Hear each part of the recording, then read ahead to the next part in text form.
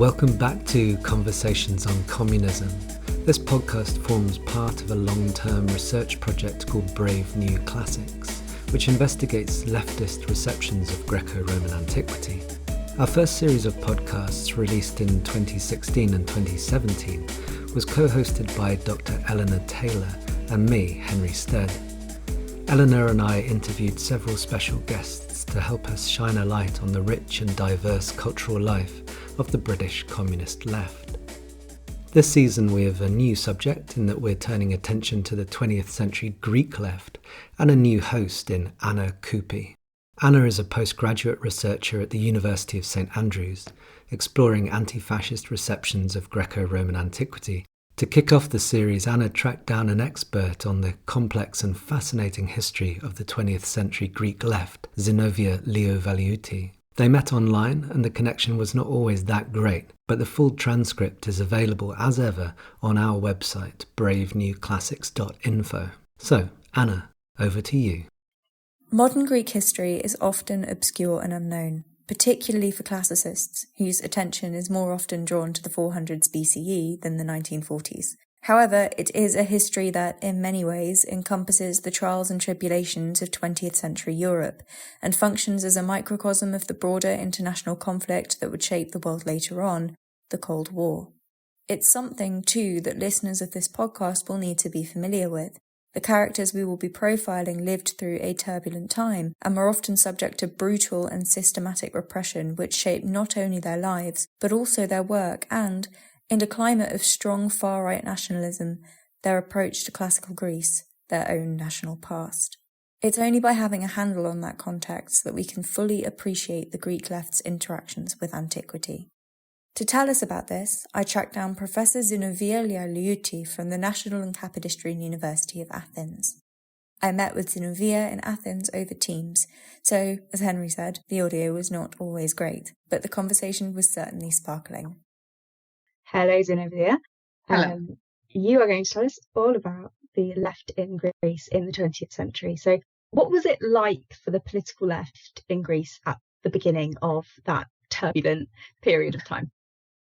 Well, an important milestone in the history of the Greek left at that period was the founding of the Greek Communist Party. The party was established in 1918 as a Socialist Workers' Party of Greece originally, and in 1924 it was renamed as the Communist Party of Greece.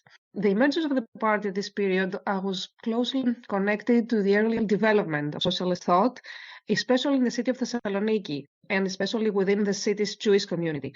At the beginning of the 20th century, Thessaloniki was a multi-ethnic city of the Ottoman Empire, and it became a part of the Greek state in 1913. In a recent monograph, and actually an award-winning study on the history of the Greek communism, Kostis Karpozoulis has highlighted the strongly transnational character of the party during its early years. This can be seen in the background and trajectories of its members, as well as in its political orientation. The party also had a distinctly youthful character during this period. The Communist Party took a clear stance against the Asia Minor campaign, which began in 1919 and ended in a painful defeat for Greece in 1922. Electorally, however, the Communist Party remained relatively small. It first participated in national election in 1926, receiving 4.4% of the vote. Its support reached approximately 9% in the elections of 1935, the highest percentage it achieved during the interwar years. And in the election of 1936, the last elections held before the dictatorship followed, it received approximately 5.8% of the vote. Party members faced significant repression during the short-lived dictatorship of Pangalos from 1925 to 1926. Many communists were persecuted. Another important development that shaped the party's trajectory was the aftermath of the Asia Minor catastrophe in 1922. More than 1 million refugees arrived in Greece from Asia Minor. Their arrival transformed the composition of the Greek working class. The Communist Party developed strong ties with many of these refugee communities, which later became an important part of its electoral base. During the 20s, the Communist Party of Greece supported the position of a united and independent Macedonia. This stance led to the party being stigmatized by its political opponents as being anti-national. Its critiques argued that the position undermined the territorial integrity of the Greek state, and this particular decision would have long-term consequences for the party's place within the Greek political system. During the 30s, the Communist Party strengthened its presence in public life. It played an increasingly important organizational role within the labor movement and in strike mobilizations. Another important milestone came in May 1936 with the tobacco workers' strike in Thessaloniki, which was supported by the party. The strike was met with extreme violence by the police. 12 people were killed during the crackdown, and this event left a deep mark on Greek political but also cultural life because it inspired the famous poet, Epitaphios by the poet Yannis Ritsos. Finally, it is worth noting that the roots of anti-communist legislation in Greece can also be traced to this early period. In 1929, the government of Venizelos introduced the so-called idionymo law, meaning a special crime, a thought crime actually, which made it possible to criminalize the political and trade union activities of the left. Fascinating. Okay, thank you for that overview. So I've got one question, which is to do with the international character of the party that you mentioned, the Communist Party that you mentioned. Am I right in thinking that quite a couple of the leading kind of characters in the movement were educated in the Soviet Union? That comes from a later phase. In this phase, some of the leading figures had this cosmopolitan background, originating from places outside the official Greek territory. But yes, later on, some of them have education from the Soviet Union. Okay, perfect. So we've hinted at dark days to come. Can you tell us a bit more about the 4th of August regime that sort of monopolized Greek politics from 1936 onwards? Yes, the dictatorship of Ioannis Metaxas, it was established in 1936 and it outlawed the Greek Communist Party.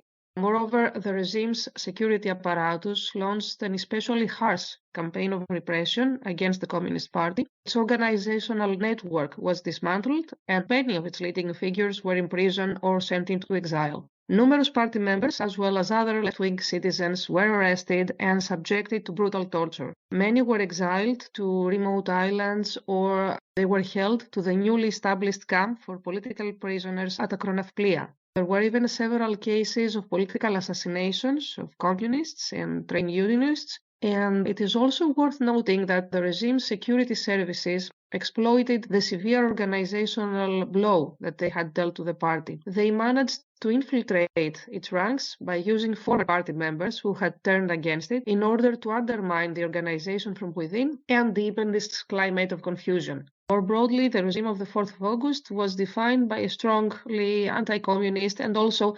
anti-parliamentary orientation overall. It is also worth mentioning that this regime had some fascist affinities as well. It was not a proper totalitarian fascist dictatorship in itself, but it had some strong fascist influences. And obviously fascism would become all the more present in Greece in the occupation. Yeah. I have a question about national history during the 4th of August regime. Did Metaxas and any of his cultural attachés or whatever engage with antiquity in any sense? Or what was their approach to the Greek historical past? They have this ultra-nationalist perception and this mythical selective reading of Greek history. It is also interesting that they tried to establish a cultural connection with Nazi Germany, and they exploited the ancient Greek legacy and art in that respect. Also, the Metaxas regime built a very systematic campaign of engaging with the Nazi Germany in this respect, in exchanging antiquities, organizing exhibitions. And we could also remember that this is the year of the 1936 Olympic Games hosted by Nazi Germany, and all this propaganda campaign led by Leni Riefenstahl, and this particular reading of the Greek body and this mythical figure and reading of Greek history. And the Metaxas regime exploited this aspect to strengthen its ties with Nazi Germany, even though the Metaxas regime did not challenge the pro-British orientation of Greek foreign policy. He did not challenge ties with the United Kingdom, but nevertheless, he tried to also to strengthen his ideological and cultural ties with Nazi Germany. Greek antiquity was instrumental in that respect. Okay, so at some point, this relationship with Nazi Germany and also a vague relationship with fascist Italy changed quite dramatically. When was this?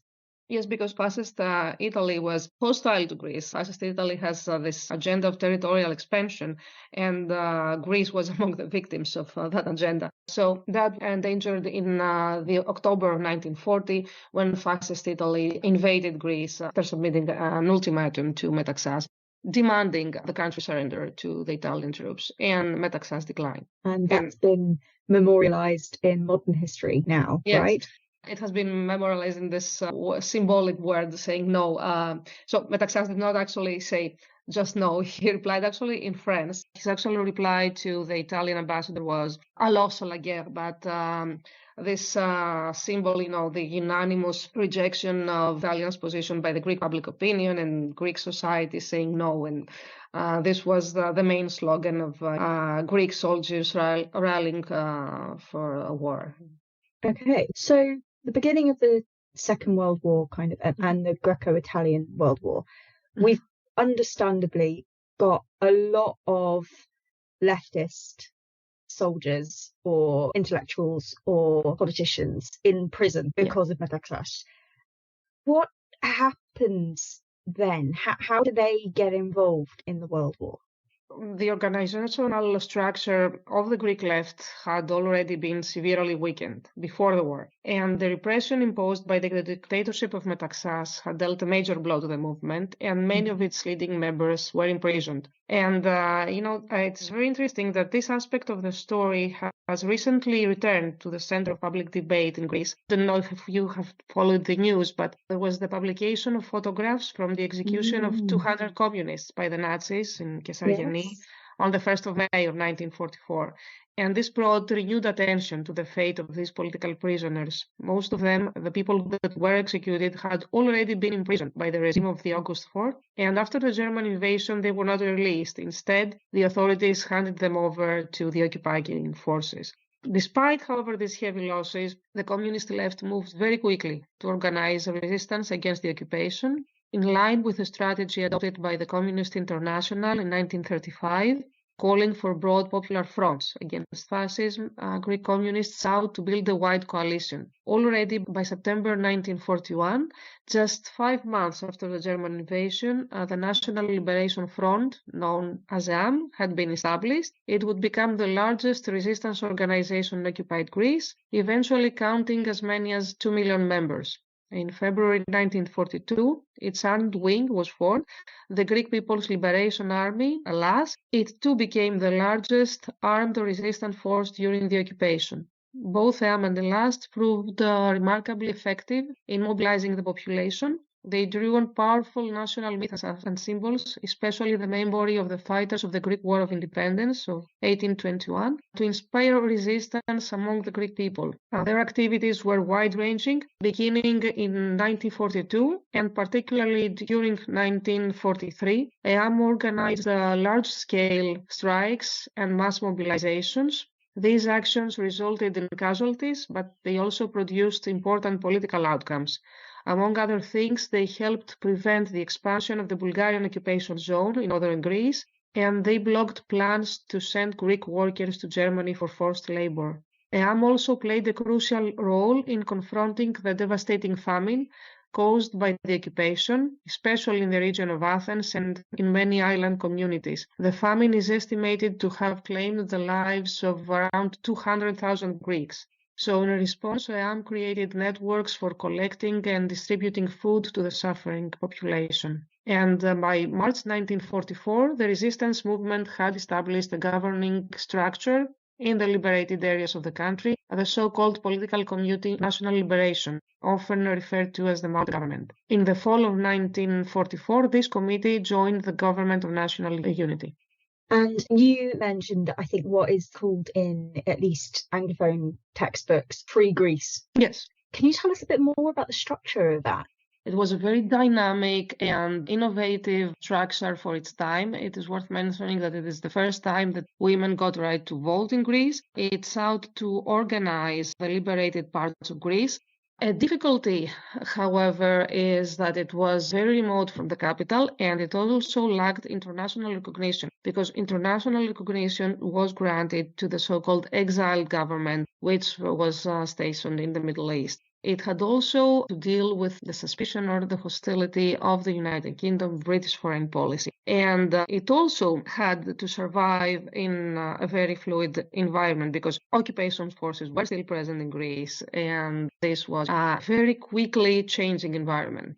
So the Germans left in 1944. Who then came in? Okay, that is a very complicated story. So let's go back to what happens with the government of national unity. Very soon, a tension emerged between the left and its partners in the government, as well as the United Kingdom. The United Kingdom maintained a strong military and political presence in Greece. Now, even during the occupation, the British had grown increasingly suspicious of the EAM, concerned about the political ambitions of the Greek Communist Party. Now, within the government of national unity, two issues became major sources of conflict: how to reorganize the Greek army and the disarmament of the resistance organizations. So the tension soon escalated. By early December, especially on December 3rd, 1944, police forces opened fire on unarmed demonstrators in Athens. These killings triggered the wider conflict in the capital between British and Greek military and police forces on one side and the EAM-aligned forces on the other. These clashes continued until January 1945. They were essentially the first phase to the Greek Civil War. The fighting ended with the Varkiza Agreement in January 1945, but this settlement proved very short-lived. And so the Varkiza Agreement, not very popular, am I right in saying? Yeah, I guess so. I mean, it was very fragile and weak agreement that was probably violated by all interested parties immediately after it's being signed. And yeah, it did not help prevent the civil war that erupted soon afterwards. There's this one figure who's really coming to mind, Aris Volukiotis. I know he had a particularly negative response to the Varkiza Agreement. Could you tell us a bit more about him? For a big part of Greek society, especially during the years of occupation, he's a mythical figure, a man of obscure origins. Before the occupation period, he turns into this very powerful military leader during the occupation years. We know his portraits by contemporary observers, Greek and foreigners, British also, has many dark aspects. He is a very complex man, but nevertheless, he is the man responsible for setting up the largest voluntary army Greece had ever known, and he was very effective in organizing the resistance movement. He was notorious for his cruelty toward his political opponents or dissenters within the organization. However, as I said, he was effective. In the final years of the war, he was controversial even within his own party, even within the Communist Party. He came in opposition, he was in conflict with the leadership of the Greek Communist Party and was eventually isolated by his own party, and he faced eventually a tragic death. However, I believe he was instrumental not only in terms of organizing militarily the resistance movement, but also in gaining popular support. Some of his speeches, some of his political rhetoric was particularly powerful. We had discussed, I believe, his Lamia speech after the liberation of the city of Lamia, how he manages to incorporate national symbols, national myths into a very powerful popular narrative demanding for the country's liberation and appealing to the average Greek. And he still remains a mythical figure for many till this day. Despite, of course, all the flaws, or maybe all the political mistakes he made, or the violence that he may have advocated, but it is violence in the years of war occupation. Yeah, I vividly remember being in Athens last year and walking past a bookshop, and there were about 10 different biographies of Aris. So it's very interesting the way that he a larger-than-life figure, you know. He's fascinating, he really is. You mentioned this speech that we previously talked about. I wonder if you could tell our listeners anything about that speech, particularly the way in which he uses cultural history in that speech. He presents a national narrative integrating the heritage of ancient Greece and medieval Hellenism into a narrative that builds on the continuity of the Greek nation and of the Greek people. The main unifying element in this story is the Greek people's determination to resist against occupation, against oppression in all its various forms. This is not a communist rhetoric, an internationalist rhetoric, as one might have expected from a member of the Communist Party of Greece. This is a national rhetoric urging people to sacrifice themselves to rally behind the claim for liberation.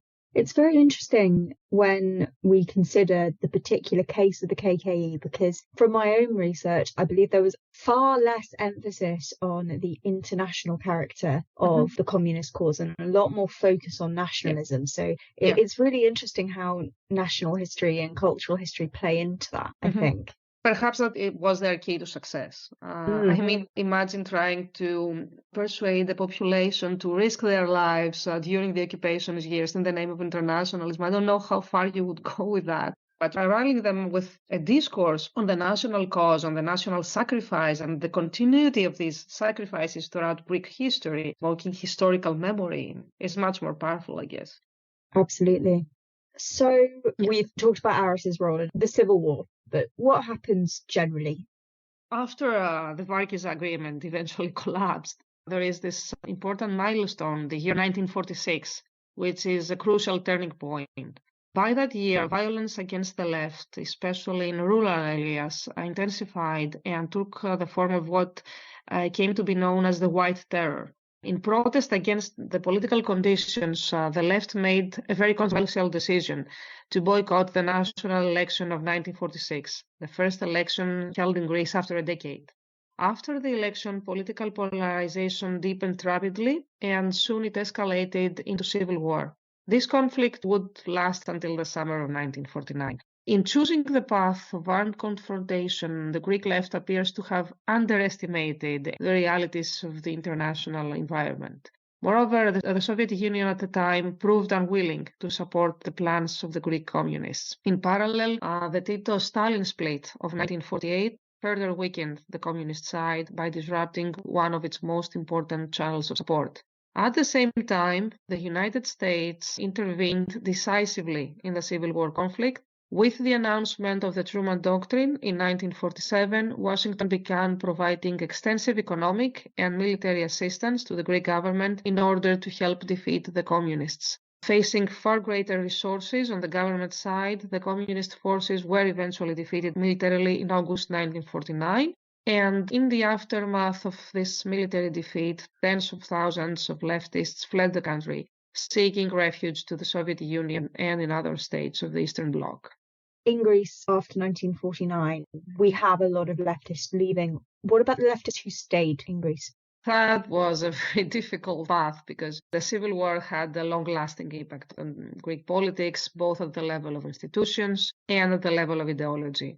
For a large part of the political establishment, the Civil War was experienced almost as a continuing present. Institutionally, this was reflected in the continuation of the emergency legislation adopted during the Civil War, even after the conflict had ended. This legislation restricted aspects of political freedoms and allowed for the persecution of citizens on the basis of their political beliefs. Within this framework, the Communist Party of Greece, as well as the party's newspaper Rizosπάστης, were outlawed in 1947. The party would only be legalized again after the end of the military dictatorship in 1974. The public administration was also purged of communists, as well as those suspected of sympathizing with the communist left. Thousands of public employees were dismissed. Left-wing citizens were detained in internal exile on remote islands, sites of exile that remained in operation well into the 60s. Leading members of the Communist Party were also brought to trial on charges such as treason or espionage. One well-known example is the trial and execution of Nikos Belogiannis in 1952, together with Nikos Kaloumenos, Dimitris Batsis, and Ilias Argyriadis. The Belogiannis case provoked strong international reactions and widespread sympathy. Prominent figures, including Picasso, Charles de Gaulle, Charlie Chaplin, Jean-Paul Sartre, appealed to the Greek government to halt the execution, but they failed. Another extension, let's say, of the Civil War legacy was the use of the so-called certificates of political loyalty. These were documents issued by the police, certifying that a citizen had no connection to the Communist Party or to communist ideology. In practice, such certificates were required for access to important aspects of social life, such as university admission, employment in the public sector, etc. At the ideological level, the Civil War produced a new political divide in Greek society, a new cleavage, the divide between the so-called nationally minded and the so-called non-nationally minded. Within this framework, the left was placed in the camp of the non-nationally minded, meaning that it was not considered a part of the national body. Another ideological consequence of the Civil War was that the concept, the idea of the national resistance, particularly references to EAM, was pushed to the margins of the public discourse. In the post-Civil War period, it was largely excluded from the ways the state officially remembered and narrated the past.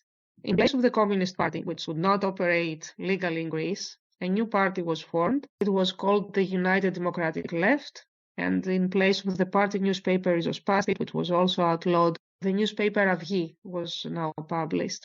So in 1959, there is another very famous trial case. Lesos, who had become a symbol of the Greek resistance during the German occupation, was arrested and he was put on trial on charges of espionage. At the time, he had served as a member of the parliament for the United Democratic Left, and he was also the director of the newspaper Αυγή. So his case also attracted intense international attention. For instance, Albert Camus, among others, intervened by appealing directly to the Greek Prime Minister Lesos' behalf, and Lesos was ultimately sentenced to prison. In 1961, he was re-elected to parliament while still imprisoned, but he was released in 1962 following strong pressure from both Greek and international public opinion. But we should not lose out of sight that despite these restrictions of the post-Civil War political environment, the United Democratic Left managed to gradually gain support among broader audience. For instance, in the municipal elections of 1954, it won the three largest municipalities in the country, Athens, Piraeus, and Thessaloniki. In the national elections of 1956, it cooperated with the political center, despite the division between them that stemmed from the legacy of the Civil War. And eventually, in the election of 1958, the United Democratic Left achieved a major breakthrough. With 25% of the vote, it became the major opposition party in the Greek parliament. A key factor behind this success was the party's ability to undermine the accusation that it was anti-national. At the same time, it managed to link its left-wing rhetoric with broader demands for democratization and redistribution. Fascinating. It really draws to mind that there seems to be a perception that Greece in the 20th century, particularly in the 50s, was extremely repressive and extremely right-wing. And yes, it was repressive and there were right-wing parties in government, but there was still a strong opposition there. Yeah, there's this term that has been coined to describe this very peculiar post-Civil War democracy in Greece. It has been called cyclic democracy, meaning that political liberalism and parliamentarism severely undermined by this function of a set of legislation stemming from the Civil War. But yes, it is a very more complex story. So to kind of muddy the picture a bit, now we come to the second big regime, and one that had a huge monopoly on national narrative and a huge effect on the worldwide stage, the military junta. So could you tell us more about the regime of the colonels? So in April 1967, a group of army colonels carried out a military coup in Greece, and they imposed a dictatorship defined by extreme nationalism and hardline conservatism. The officers who seized power justified their actions by claiming they were protecting the country from the threat of communism and from inept politicians. Almost immediately, the new regime launched a massive wave of arrests. Thousands of citizens were detained, not only people associated with the political left, but also democratic citizens who might have resisted the dictatorship. In 1967, for example, a member of the youth organization of the United Democratic Left, Yannis Chalkidis, was shot and killed in cold blood by a police officer. Left-wing organizations were dissolved, thousands of leftists were exiled to detention camps on remote islands such as Yaros and Leros. The regime also imposed a very strict censorship. The censorship did not only suppress political speech, it also intervened in intellectual and artistic life, attempting to control cultural expression as well. In response to that, the left organized the resistance through a network of underground groups that operated illegally under the dictatorship. Throughout the 7 years of military rule, the regime's security forces systematically used torture against those arrested for opposing it. Some detainees did not survive these interrogations and the torture. One of them was Giorgos Charouchas, a member of the Communist Party of Greece, a former member of parliament for the United Democratic Left. He had been active in the anti-dictatorial movement. In 1968 in Thessaloniki, he died while being tortured by the police. The brutality of the regime did not go unnoticed internationally. In 1969, the Council of Europe issued a landmark decision condemning the Greek junta for its systematic use of torture. The dictatorship also repeatedly targeted the student movement, responding with harsh repression. Many members of anti-dictatorial organizations were tried by military courts and sent to prison. The most dramatic confrontation came in November 1973 with the uprising at the Athens Polytechnic School. Students and citizens called for the restoration of democracy. The regime declared martial law and violently suppressed the revolt, killing dozens of civilians. In the aftermath of the Polytechnic School uprising, Brigadier Dimitris Ioannidis overthrew Colonel Georgios Papadopoulos and he took control of the regime. Under Ioannidis' rule, the dictatorship became even more hardline, it intensified repression, and it launched a new wave of arrests and torture. And the regime were particularly wedded to this idea that we've already mentioned of national mindedness and national culture. And they had a very specific way of viewing that. Could you tell us a bit more about that? Yes, it was a particularly narrow-minded, chauvinistic perception of Greek nationalism and national culture with a peculiar emphasis, almost comic emphasis on the Greek ancient civilization. And they staged huge propaganda events in the capital and other towns, supposedly promoting the glory of ancient Greek civilization. But the results were actually comic. It was this particular kind of dictatorial kitsch that became infamous. What they actually succeeded was undermining the perception of Greek culture and in this particular format among Greek society and Greek public opinion than anything else. And it was quite brutally used as, I guess you could call it kind of reformation or correction in Macronissos, which I believe is called the other Parthenon. The other Parthenon quote has been attributed to a conservative politician, Panagiotis Kanellopoulos. He has denied actually saying the phrase, so it is debatable whether he actually said it or not. But yes, it would be a notion that might have been used in the 50s and late 40s. The Macronissos prison camp, actually I live across Macronissos. If I turn my camera to the window, you can actually see it. Because yes, I live at Lavria and it is across Macronissos Island. So. Oh, wow. Yeah.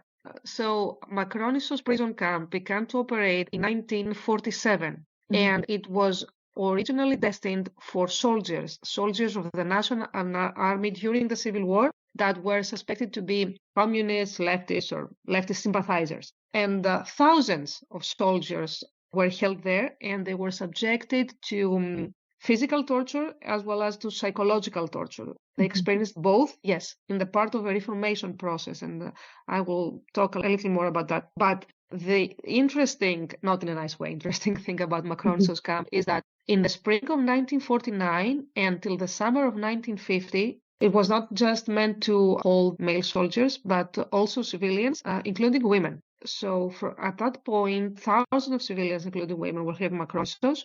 And after 1950, it was also meant to hold soldiers again. So there is an estimation that more than 50,000 people were cumulatively held prisoners in Macronissos. So the idea was, the community is a sort of disease, a sort of physical or mental disease that goes through your blood or your mind, and that you might recover from that and be again integrated to society, but only after if you are subjected to this reformation process involving torture, propaganda, physical and psychological violence and terror. And another interesting thing about the Macronissos concentration camp is it was not a secret government project. It was made public. And also it had international publicity as well. I mean, the Greek government publicized the Macronissos camp as a successful experiment, actually. So you have propaganda leaflets issued by the Greek government in the English language to talk about what is happening in the Macronissos camp. I mean, they do not say that we actually torture people there, but they speak about this reformation process. And they were very systematic in advertising the people that converted, because thousands of people converted. They said that we are no longer communists, we despise communism, we do not want to be communists anymore. And they signed declarations to be able to leave the prison camp. And many of these reformed prisoners were used to supervise and suppress the other detainees. So they changed roles. That was particularly harsh and traumatizing as well. Another interesting chapter here is the awkwardness that the left felt towards the people that were held in Macronissos and decided to sign a declaration, saying we're no longer communists, just to return back to their families, to their loved ones. And these people were suddenly isolated because they did not fit in this heroic narrative of the communist who keeps on suffering and enduring and struggling for the cause, because they were defeated at a subjective level. And so thousands of people were left very vulnerable, very isolated from the group that was so important to them. And for us, I mean, it's an unthinkable experience to be held in a prison camp, being tortured, being away from your family, who might be unprotected at the time, and have to make this impossible decision. Yeah, so what I was trying to say is that the story of the Macronissos camp predates the military dictatorship, while other islands, such as Leros, was a particular prison camp that operated during the dictatorship. Yeah. So it just seems like one big long history of oppression, really. Yeah. Which gets a bit more urgent at points and a bit less urgent at others. So what happened after the fall of the regime? After the dictatorship of the colonels? Yeah. Well, in September 1974, the government of Konstantinos Karamanlis legalized the Communist Party of Greece. With that decision, it abolished the legislation introduced in 1947, thus bringing to an end the 27 years during which the party had operated illegally. At the same time, the emergency laws that had been introduced during the Civil War were gradually dismantled. The communist left was now accepted as a legitimate part of the political system. In this sense, the year of democratic transition, the year 1974, marked the closing of a long historical chapter, the enduring consequences of the Greek Civil War. During the period that is known as the Metapolitesi, the left became an equal participant in political life. The political system that emerged after the dictatorship was structured around three major political poles, although it was largely dominated by an intense two-party competition. An important milestone in overcoming the legacy of the Civil War, I think it came in 1982. That year, the government of PASOK brought a law before parliament recognizing the national resistance. Despite strong opposition from the conservative camp, the national resistance was officially recognized only in 1982. But the changes were not only institutional, there was also a deeper transformation in ideology, public discourse, and political culture. The strong anti-communism that had characterized the post-Civil War era gradually lost its legitimacy. In the years after the dictatorship, a different tone became common in the public debate.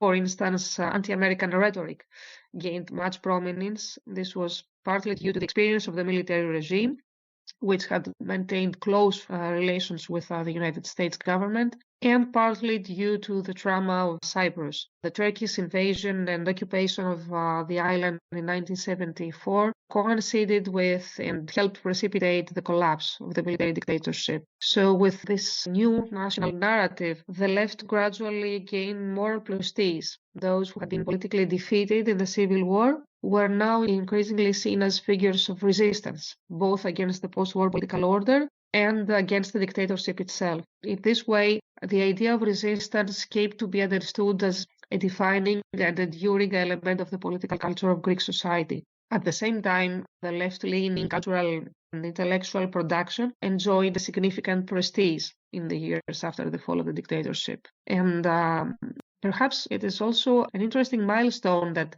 in 1989, a political development took place that carried a powerful symbolic meaning. For a brief period, the Conservative Party of New Democracy and the left formed a coalition government. Their stated goal was political cleansing and the investigation of corruption scandals associated with the PASOK government. The cooperation of these two historic political adversaries was strong symbolic weight, and in many ways it signaled the end of a historical era.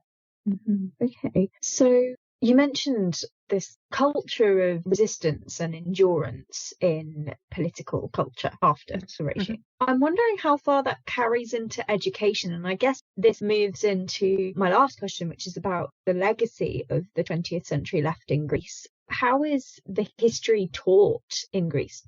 I guess both the Civil War and the earlier period of the Axis occupation and the national resistance appear to function as a kind of cultural trauma for Greek society. At the same time, they both are powerful reference points in the formation of political identities and partisan loyalties. The strong public interest in historical works dealing with these events as telling. Equally telling are the political uses of the past and the emotions that it continues to evoke. Particularly in periods of political polarization and social tension, these historical memories tend to return to the center of the public debate. This was visible during the economic crisis in Greece, especially in the years between 2010 and 2018. During that period, political actors frequently evoked the past, and historical analogies were often used as a way to interpret the present, giving new political meaning to older historical experiences. In terms of education and school programs, I think that there is still a question of how the Civil War is dealt with. It is not appropriately addressed history textbooks list in schools, and this is, a constant topic in the public debate. Yes. The Civil War is obviously still quite controversial in Greece, and people don't really like talking about it. Why do you think that is?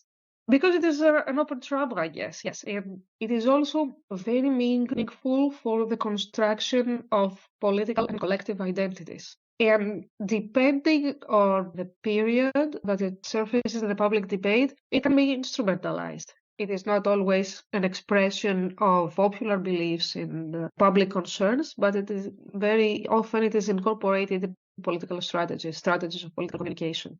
Could you give an example of that?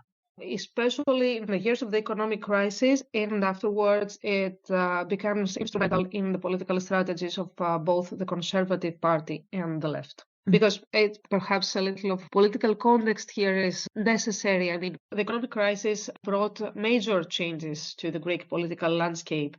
The traditional two-party system of the Metapolitevsi that had been based in the rivalry between PASOK and New Democracy, that collapsed. And in its place, Syriza, a party of the radical left with roots in the Euro-communist current, rose to power.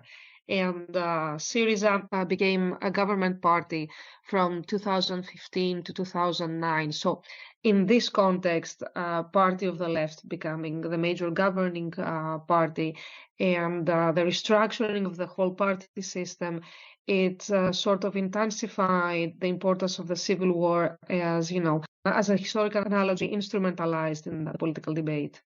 Okay. So I'm now thinking about politics today and how, if at all, this legacy is affecting politics today. What is the experience of the left in Greece now? Well, I think that the left currently is in a phase of restructuring. It is definitely in a transition phase. I mean, in terms of party formations and electoral appeal, this part of the political spectrum is fragmentating and it is in search of a new identity. But I would like to stress that in terms of its historical legacy, despite what might seem as a marginalized position in the post-Civil War political system, the Greek left did manage to exert a significant influence on the ideological and cultural life of Greek society. And I believe that in many aspects, this legacy is active today as well. And what about the KKE specifically, the Communist Party? Yes, it has a relatively stable electoral appeal, but a very strong community of supporters, very militant and homogeneous community of supporters. In the years of the economic crisis, some observers claimed that the traditional Greek Communist Party would not survive.